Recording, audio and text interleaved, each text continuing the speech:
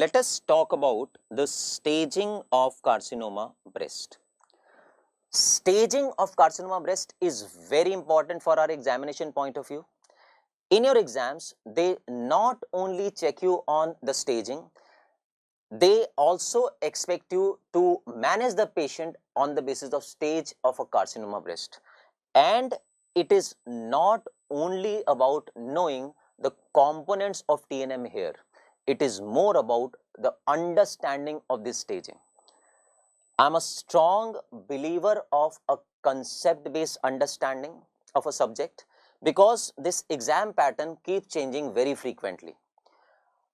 If you have a right concept, whatever is the exam pattern, I believe you will have no problem because you have a strong backing of a concept. I want you to get empowered here on surgery so that whatever may be the language of the question, whatever may be the pattern of exam, you should be able to manage without any problem.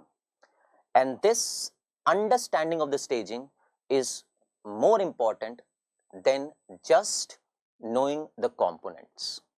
So let us understand the staging of carcinoma breast here. Now, first of all, we all know we stage malignancies on the basis of TNM, right? And then it's a very important thing, and already a question in exam, what T stands for in this TNM? T, important, not only stands for the size of the tumor. T stands for the size of the tumor in a solid organ malignancies, while T in hollow visceral malignancies stands for depth of penetration.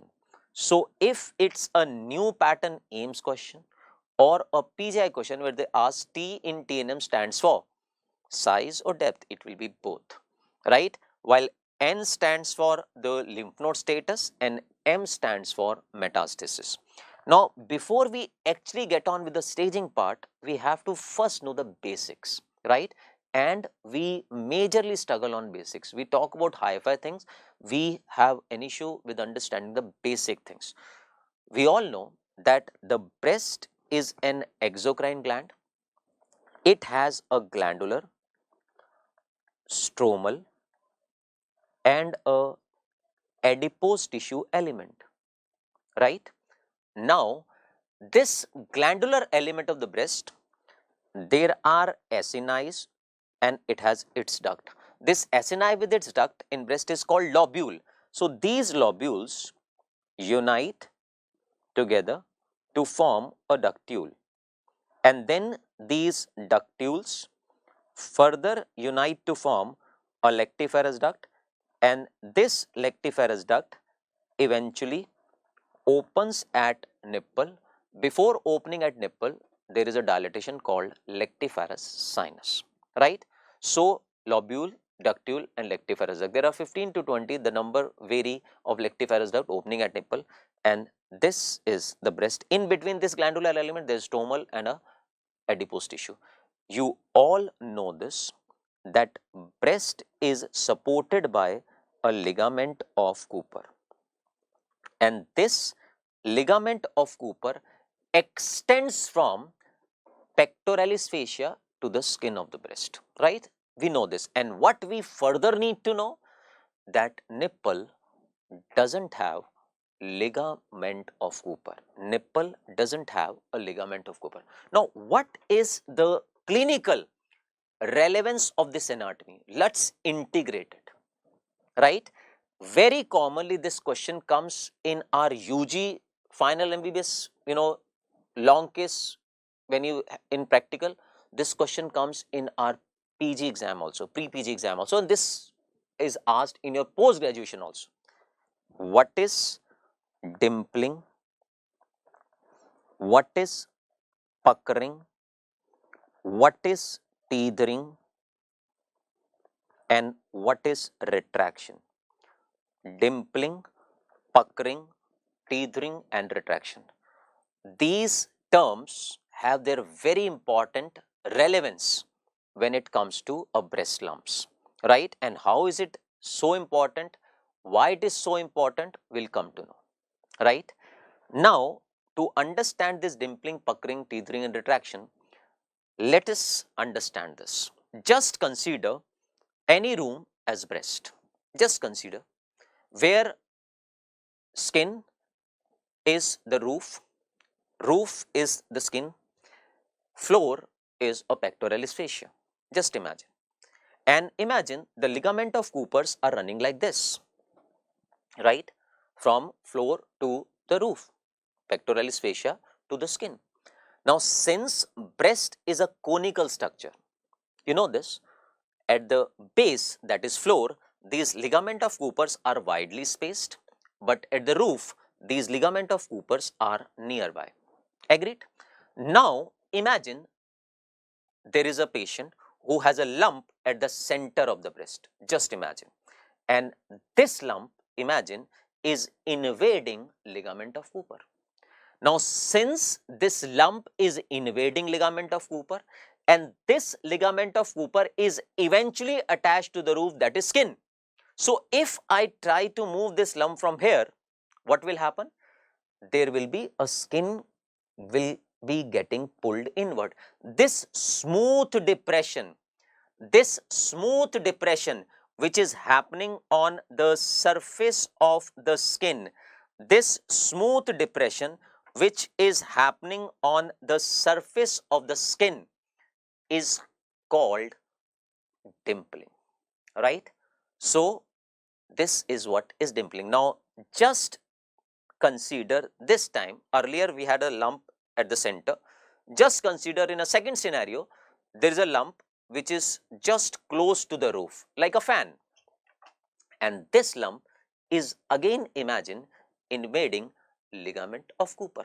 Now, since at the roof, being a breast, a conical structure, the ligament of Cooper's are nearby. So, these lump is invading ligament of Cooper and ligament of Cooper at the roof, close to the roof, are nearby. So, when I try to move this lump from here to here, instead of a smooth depression which I had earlier in a scenario when the lump is a center, there will be crinkling on the surface of the skin or wrinkling happening on the surface of the skin, which is called teething or puckering. So, puckering or teething is same. So, that means dimpling, puckering or teething, important to notice, is a change happening on the surface of the skin though, but this has nothing to do with the skin. This change has nothing to do with the skin. That this change is happening because of involvement of ligament of Cooper. It is just that the ligament of Cooper, when get involved quite away from the skin, there will be smooth depression. When close to the skin, it will be a crinkling or wrinkling. So, these are due to involvement of ligament of Cooper. Now comes a very important thing. We all know there can be a benign lump in the breast, there can be a malignant pathology, right? There can be a benign pathology, there can be malignant pathology, right?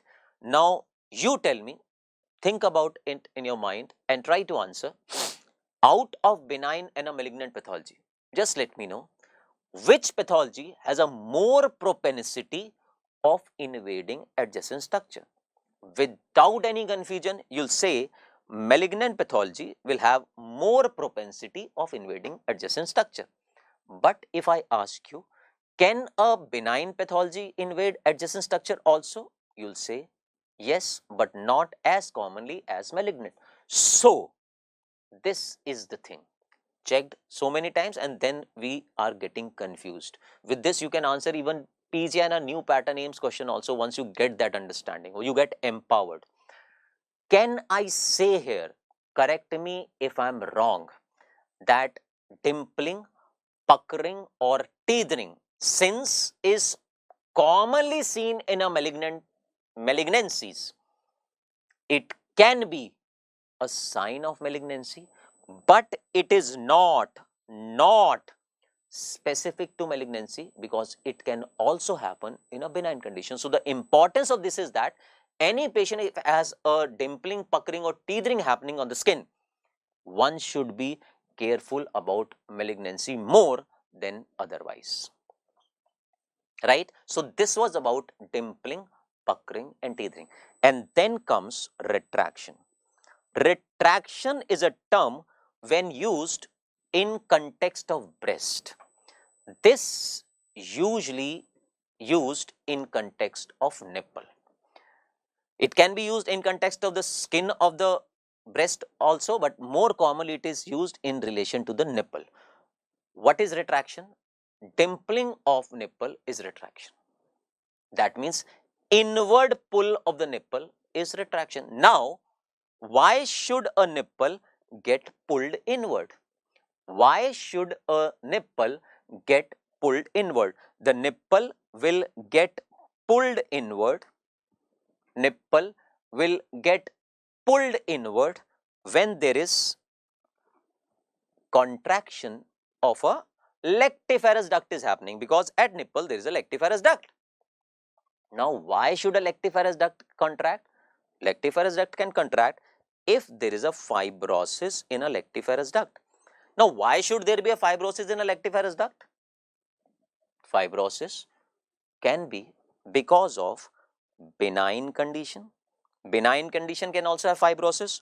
Malignant condition can also have a fibrosis. Now, again a question to you. Out of malignant and benign, can you tell me which of them has more intense fibrotic reaction? Which of them? Think about it again. Obviously, malignant. Malignancies are hard in consistency. Why are they hard? Because they have an intense fibrotic reaction.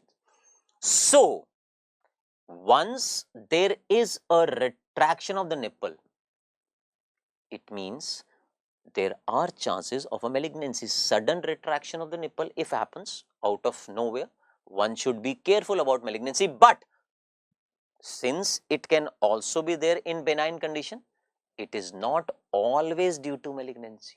So, correct me if I am wrong again.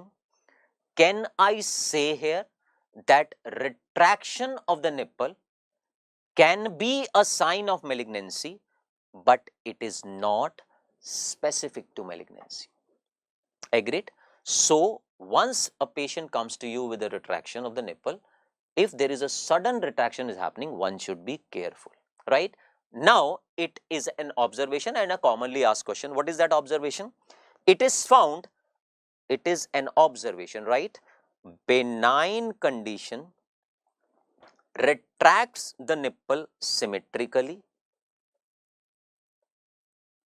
while malignant condition usually retracts the nipple asymmetrically, probably because of a asymmetrical pattern of fibrosis which happens, but then this is an observation, right? So, if there is an asymmetrical retraction of nipple, one should be more careful about malignancy. Now, having said this, that retraction of the nipple can be seen in benign, can be seen in malignant, but sometime there can be a retraction of the nipple without fibrosis also. We should know that can happen because if there is a short duct by birth, if the ducts are short and if the patient has a growth happening because of a short duct, there can be inward pull of the nipple from the puberty age group itself. So, this will be there for quite some time, so we should not be worried about it that much. But if there is a sudden thing happening, one should be careful. So, what we have infer from here, that dimpling, puckering and teething is happening because of a ligament of Cooper involvement. The change is happening on the skin though, but it is due to ligament of Cooper, while retraction is because of lactiferous duct involvement, right?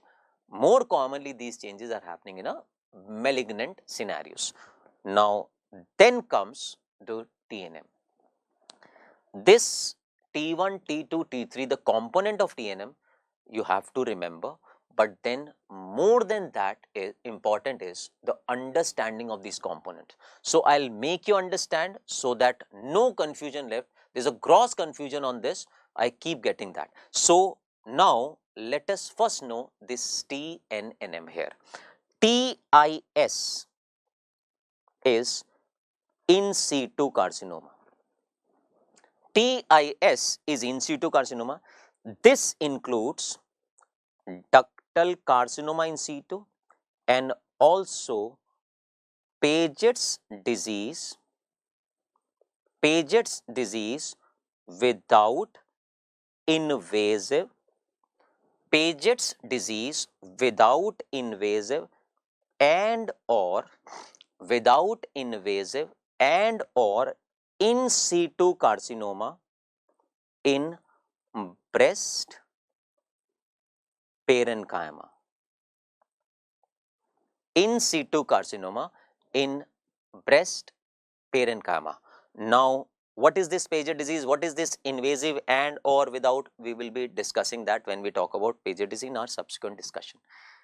What is important here to note, and this is the recent change which has happened in the latest AGCC manual staging, lobular carcinoma in situ is no more part of a in situ carcinoma. It is now considered as a benign entity having a pre-malignant potential, a pre-malignant condition. It is no more included in TIS, right? Then comes T1. T1 is less than 2 centimeter lump. This T1 is further divided into T1 micro, T1A, T1B and T1C. T1 micro is less than 0.1 centimeter. T1A is 0.1 to 0.5 centimeter. T1B is 0.5 to 1 centimeter. T1C is 1 to 2 centimeter. T1A is 0.1 to 0.5, T1B is 0.5 to 1, T1C is 1 to 2. T2 is 2 to 5 centimeter. T3 is more than 5 centimeter. T3 is more than 5 centimeter. T4 is further divided into 4A, 4B, 4A, 4B, 4C and 4D. 4 is further divided into 4A, 4B, 4C and 4D. It's a very commonly checked question. 4A is any size with chest wall involvement. Any size with chest wall involvement, and write down in capital letters here. Chest wall involvement does not include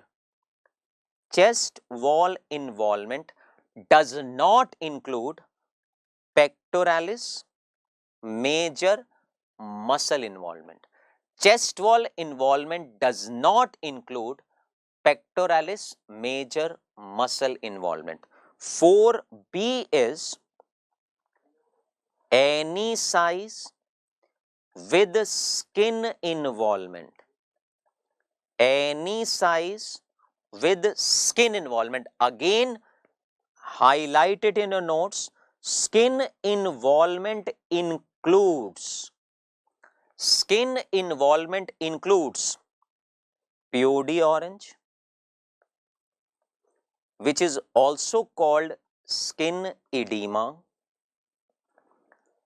satellite nodule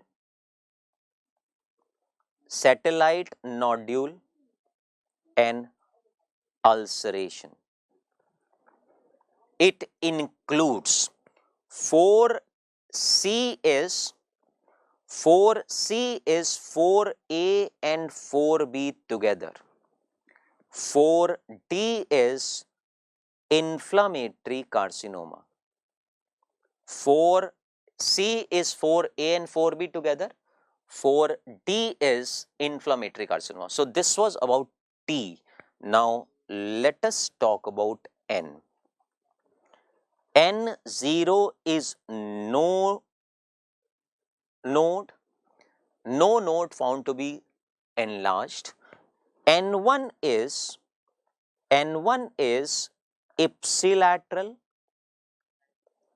mobile. N1 is ipsilateral mobile axillary lymph node, that is level 1 or level 2. You know what is level 1 and level 2? We have discussed it. N2 is N2A and N2B. N2 is further divided into N2A and N2B. N2A is ipsilateral, fixed or matted axillary lymph node, 1 or 2. N2B is ipsilateral internal memory lymph node in absence of axillary lymph node. N2B is ipsilateral internal memory lymph node in absence of axillary lymph node.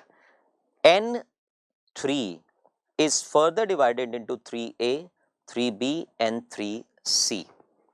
N3A is ipsilateral infraclavicular lymph node, that is level 3. Apical lymph nodes are also called infraclavicular lymph node. We should know. We have discussed that in that discussion. N3B is ipsilateral internal memory lymph node with axillary lymph node, both there. N3C is ipsilateral supraclavicular lymph node. So this was about N. M0 is no distant metastasis. M1 is distant metastasis. Now, first of all, we need to know this T, N, and M as a component. Now, then we have to understand them. Let us see this understanding. Now, there was a question asked. A patient comes to you with a 2 centimeter lump in the breast, with no lymph node in the axilla, with no evidence of distant metastasis. What is the TNM of this patient? T1 N0 M0, T2 N0 M0. T1 is less than 2 centimeter, T2 is 2 to 5 centimeter. So is it T1 or T2? Important. It is T1. T1 is less than or equal to 2 centimeter. So that means 5 centimeter will be included in T2. Important point.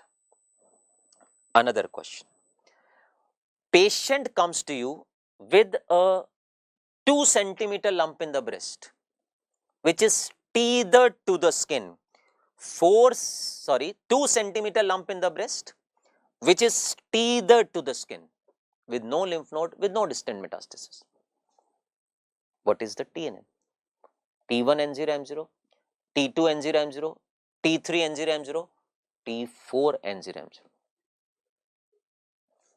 It is again T1 N0 M0. Tethered, puckering, tethering, dimpling are the signs of ligament of Cooper involvement. They have nothing to do with the skin. It is T1, right? If it is skin involvement, it has to be PUD orange, satellite nodule or ulceration. If it is skin involvement, it is either PUD orange or satellite nodule or ulceration. Now, what is this PUD orange appearance? We should know. This PUD orange appearance is a orange peel appearance. This PUD orange appearance is a orange peel appearance, right? Now, why do we have this orange peel appearance? We have this orange peel appearance because of obstruction to subdermal lymphatic. Whenever a subdermal lymphatic channel gets blocked because of any reason, the lymph gets stagnant proximal to that and there will be edema, and because of the edema of the skin, because of this stagnation of the lymph, the opening of the said gland which is there on the epidermis of the skin becomes more prominent, giving it a orange peel appearance. So what is further important to note, this orange peel appearance can be there if this subdermal lymphatic get blocked by a malignant cell. When it got blocked by malignant cell, this will be considered as a skin involvement in a malignancy. But this pudgy orange can be there by blockade of the subdermal lymphatic by inflammatory cells also, say for example in breast abscess or in mastitis. So then also there can be this appearance. So this pudgy appearance, but once there in a malignant lump patient, it will be considered as a skin involvement. Now comes a question, and there is a cross confusion on this question. Which of the following in breast lumps is considered as a bad sign? Dimpling, puckering, teethering, pudgy orange. Obviously pudgy orange, because puckering, teethering, dimpling are the ligament of Cooper involvement, while pudgy orange in malignancy is subdermal lymphatic obstruction due to malignant cell or skin involvement. So it's a bad sign, right? It makes it a disease T4, right? So this was about T, understanding of the T. Then comes the understanding of the N. Already a question. Patient comes to you with a 2 centimeter lump again on the right side of the breast with a bilateral supraclavicular lymph node enlargement. With bilateral supraclavicular lymph node enlargement. What is the N here? Ipsilateral supraclavicular, mind it, is N3C. Contralateral supraclavicular, if gets enlarged, it will be M1. Ipsilateral supraclavicular is N3C. Contralateral supraclavicular will be M1, important. So this was the understanding of T, N and M. Now let us know how to stage a patient of carcinoma breast on the basis of TNM. Now we know TNM, let us know how to stage as per TNM. Staging is from stage 1 to stage 4, we know that. When I was at your level, even today, I find it very bugging to remember T1 N0 M0, T2 N0 M0, T1 N1, T2 N2, very difficult. I have kind of simplified it for myself. Now it is for you also. If you know this fact, it's a working formula. It's a very simple working formula. If you can remember this working formula, you can answer any question on staging of carcinoma breast. What is that working formula? Let us see.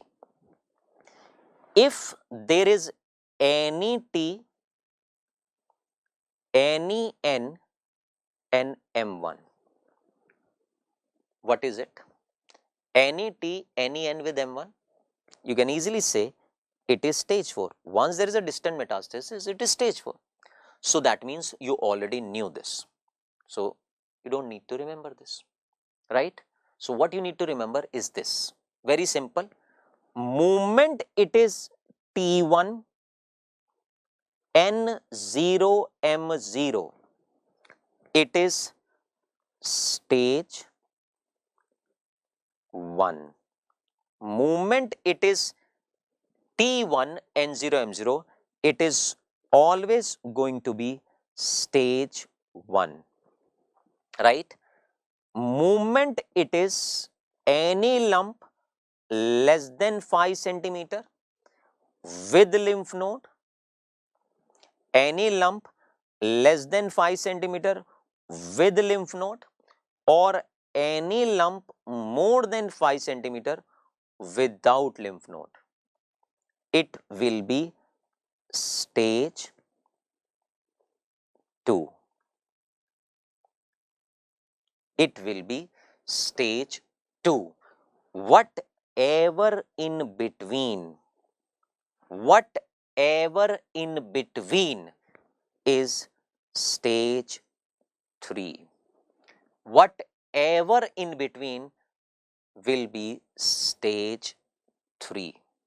Now to make it further simpler, movement it is N2 important. You know what is N2?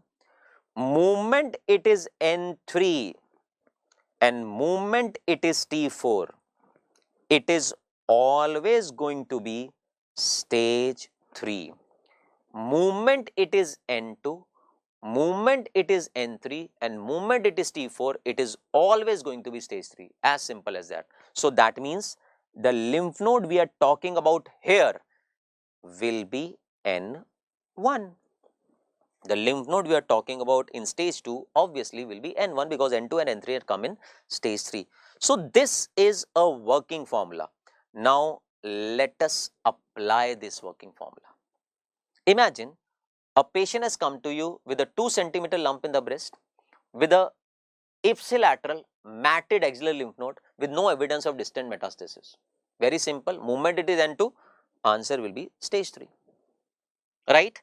A patient comes to you with a 2 centimeter lump in the breast with no lymph node in the axilla with no distant metastasis. Again simple, answer will be stage 1. Right? Now let us know the application part of this formula.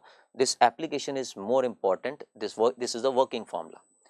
Imagine a patient has come to you with a 6 centimeter lump in the breast. 6 centimeter lump with ipsilateral mobile axillary lymph node. 6 centimeter with ipsilateral mobile axillary lymph node with no evidence of distant metastasis.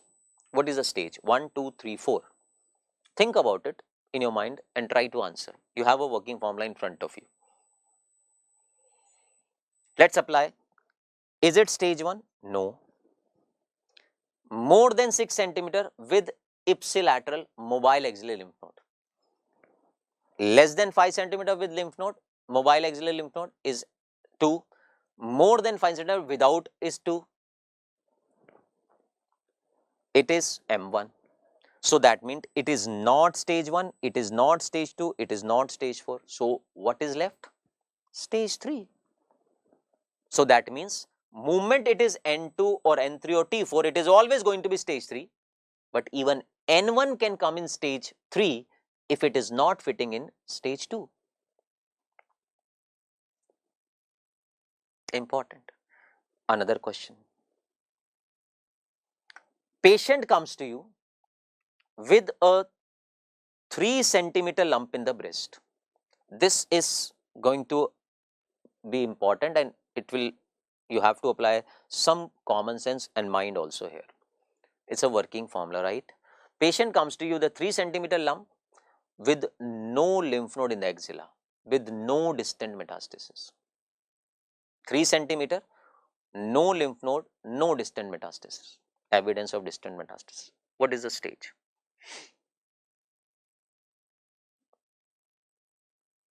Now, this is something requires application. Is it stage 1? It is not stage 1. Is it stage 4? It is not stage 4. Right? Now we are left with stage 2 and stage 3. Right? Less than 5 centimeter with lymph node is coming in stage 2.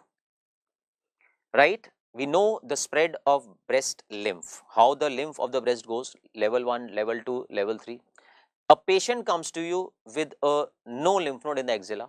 Just imagine, as the stage is increasing, the patient progression of the disease beyond the breast is also going ahead, right? We know that.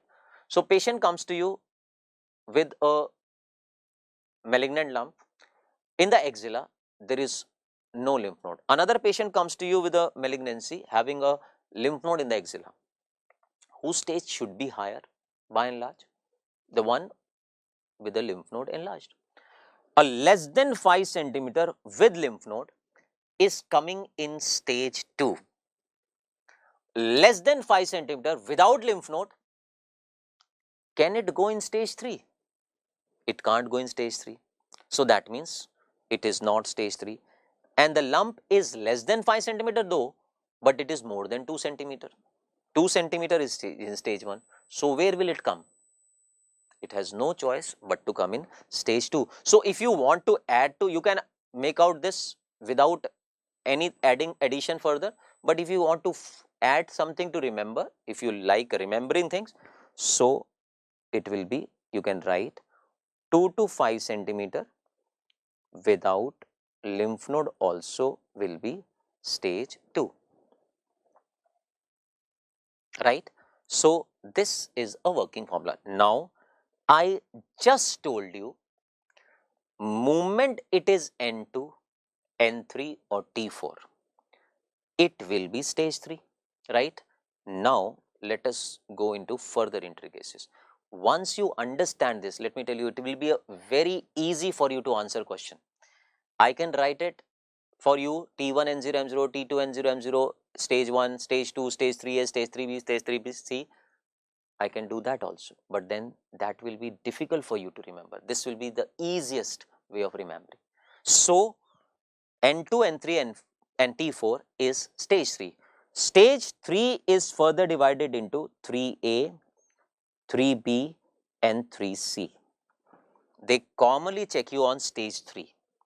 3A, 3B and 3C. So I just told you N2, N3 and T4 will be stage 3. So now add this further.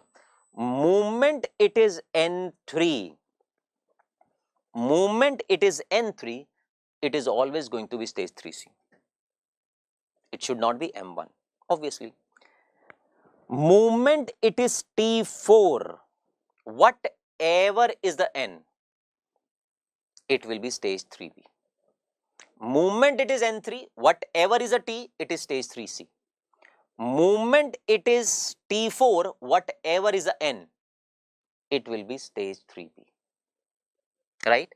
With that, you can easily find out 3A. Say for example, if I ask you, patient comes to you with a 2 centimeter lump with ulceration of the skin, with no lymph node, with no distant metastasis, what's the stage will be? Stage 3B. T4B is 3B. Patient comes to you with a 6 centimeter lump in the breast with ipsilateral mobile axillary lymph node. 6 centimeter lump with ipsilateral mobile axillary lymph node. First of all, what the stage is? It is not stage 1, it is not stage 2, it is not stage 4, it is stage 3.